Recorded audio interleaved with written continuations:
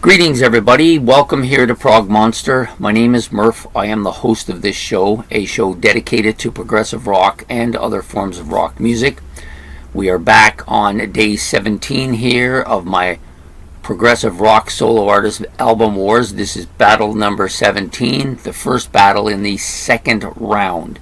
So for those of you who are new, basically Ben has given me 32 albums by 32 solo artists who are from notable progressive rock bands.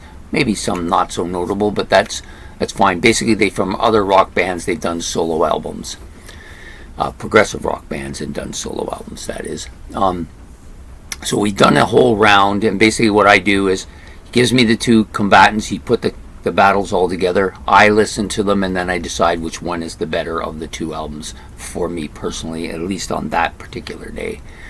And now we're into the second round. This is the beginning of the second round, and what I do is, like I said, I'm going to listen. I've listened to these two albums. Actually, both these albums I've owned for decades and listened to quite a bit, and then I'm going to give you my opinion. I'll talk about them a little bit, and then I'll give you my opinion as to which one goes through to the next round. I do apologize for the lateness of this video.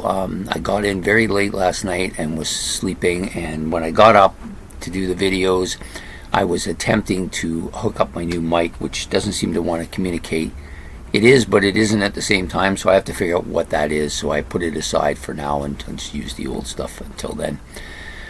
Anyways, this is going to be much later in the day. It's already after 12, which is cutting into this week's episode. So we will do that after we do this. But this is going to come out immediately after. So all that being said and done, I do apologize. I also apologize for the episode Metal, which was supposed to come out last night. I did not get in time to do it, so I think I will probably do it late tonight, and so it'll be a couple nights behind now, but it's that time of year, which is the way it has to be, unfortunately, but that's the way it's going to go. So anyways, on with the battle here. The battle's between these two albums, which I actually own both of. Phil Collins' Face Value, this one, and Peter Gabriel's Security, this one.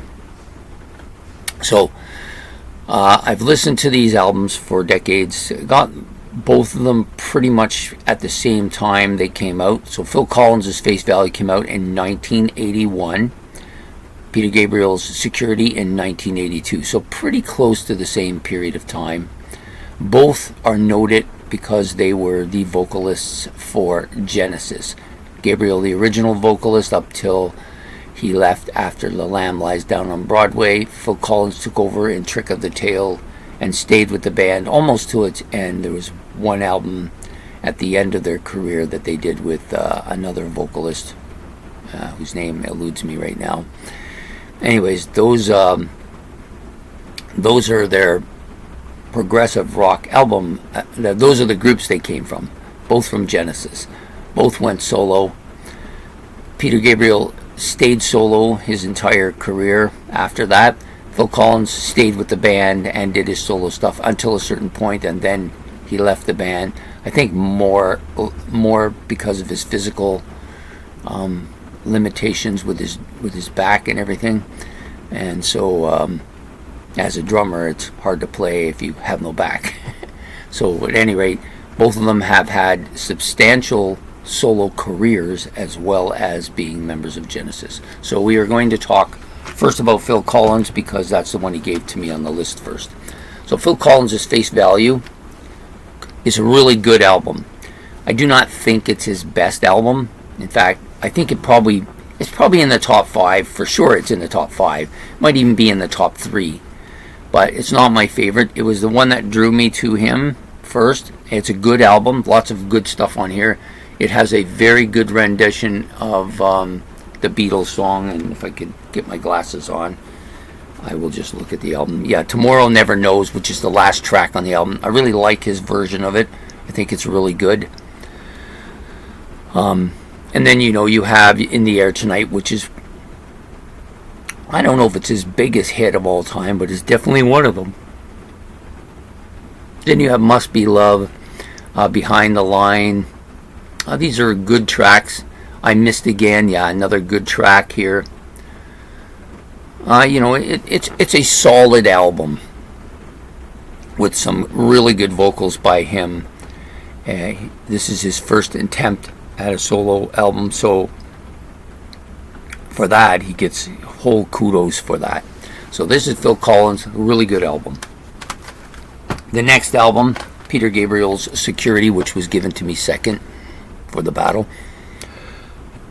I've had this album probably since its inception, but I had it originally I had it a vinyl copy, but it was in German.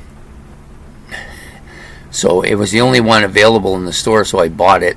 And so I listened to the album primarily the first year in German, and so I actually kind of grew used to that and had a hard time thinking about it in English when I finally did get a vinyl copy of this album. A vinyl copy.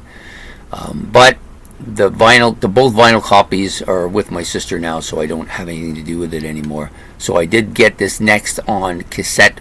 Briefly, didn't enjoy it much on cassette, so I got this a fairly lengthy time after that. I don't even know, maybe in like early 90s, I can't remember. Doesn't say anything on here to indicate when I might have got it, but at any rate, it's the 82 copy here. I had this since I got it in the 90s, and for a while, when I first got it, for a while it was my favorite album by him. It's moved down a little bit, but it's still in the top albums. I really like most of the tracks on here. Rhythm of the Heat, like that. San Jacinto, maybe my favorite track on here now. Maybe. I really enjoy that song, especially the live version on Peter Gabriel Plays Live. I like that a lot. I Have the Touch, Shock the Monkey, Lay Your Hands on Me, all really good songs. And of course, Kiss of Life, really great song. The only song on here that I never really kind of warmed up too much was Family in the Fishing Net. It just doesn't resonate really well with me. But overall, the album is a tiny bit burned out because I played it quite a bit back in the days, and some of these tracks, of course, got a ton of radio play. Shock the Monkey, of course, being that main one. But really solid album, one of his best. I mean, as good as this Phil Collins album is, and it's a pretty good album, I still think this is a better album. So Peter Gabriel's Security is going to win this battle today, and go on to I guess it'll be the semifinals next. Is it semi or quarterfinals? Yeah, quarterfinals next. So Peter Gabriel will move into the next round, and Phil Collins, unfortunately, just came up against his nemesis here. I guess most people always try to compare these two artists. To me, they're not really comparable. I guess they're comparable in the sense they both sang for Genesis, but they're very different vocals. They both have very different music, I think. So it's one appeals quite possibly one of the greatest pop artists of all time. The other guy is kind of that world music, if you want to call it that, and has some progressive elements. Very different vocalist, anyways. Peter Gabriel gonna win today. I hope that you enjoyed this episode of Progressive Rock Solo Artist Album Wars. If you did, please hit the like button and the subscription button on the side. Much appreciated. Hit the notification bell so you don't miss any episodes. Also, if you have any comments, please put those in the comment section below, and we will see you tomorrow with battle number 18 on December the 18th, and we'll talk to you then. So have a good day. Bye.